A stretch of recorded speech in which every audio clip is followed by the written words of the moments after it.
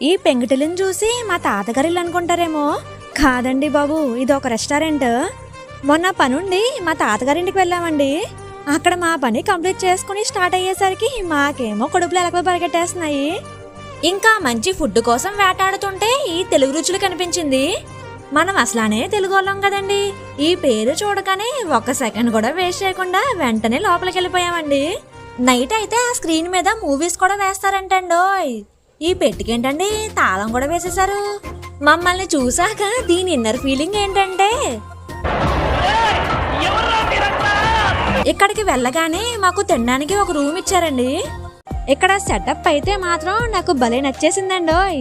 చుట్టూ ఎక్కడ చూసినా ఒక విలేజ్ వైబ్ క్రియేట్ అయిందండి.